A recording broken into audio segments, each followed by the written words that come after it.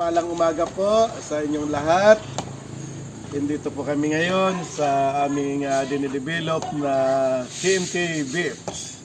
Ngayon, kami po ay iinom ng fresh na buko. Ito. So, bubuksan ko na po para makainom ng fresh na buko. Ayan. Ayan. Natakot yung miming ko. Diyan ka pala. Sanay dyan. Siyempre. Sa pagbiak ng buko. Ayan. Hindi po natatanong, ako po ay taga Romblon at ito po ay maraming buko sa aming lugar. Ayan. Tingnan nyo. Ayan. Okay. Siyempre, para malinis ang dulo ng gulok ay gaganunin nyo. Isang technique po yan para sa mga manilinyo. Ayan.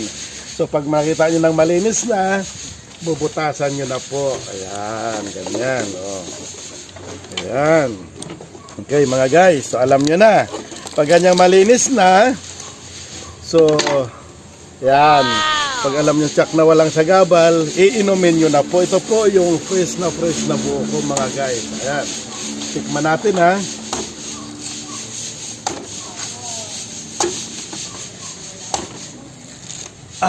Napakatamis, Sir Windsor. Nice. ang alin. Ang buko, ang sabaw ng buko. Ibang-iba dito sa Mindoro. Talagang Mineral. hindi kagaya sa Manila na ang buko ay ilang linggo na. Ito talagang kalalaglag lang, no? Makikita mo sa balat na talagang sariwang-sariwa. So ulit, inom ako ulit ha.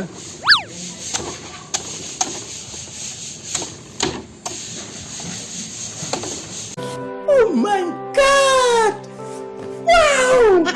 Oh, sarap. Ubos ko Okay mga guys. Maaga pa lang, nakapag-buko na kami ni Sir Wincy. Ang sarap ng buhay dito sa Mindoro. Kaya dun sa mga nangangarap na pumunta sa Mindoro, standby lang kayo. Mga ilang linggo na lang, pwede na kayo rito.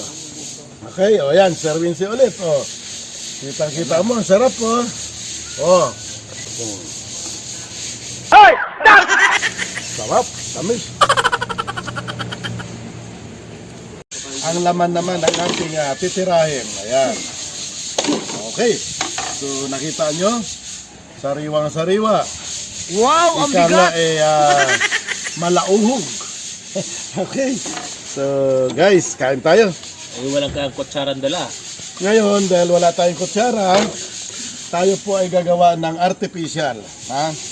Sino po ang mga probinsyano na nakaka-relate sa ganitong kutsara? Ayan.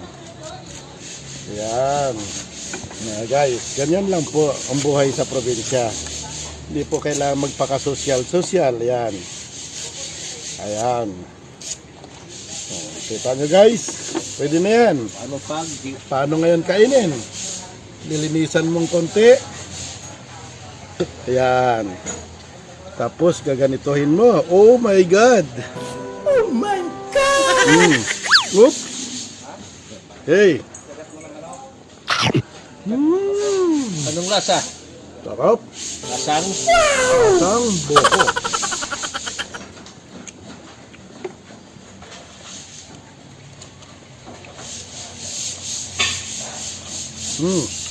Mga guys, Magalaw pa. gumagalaw pa.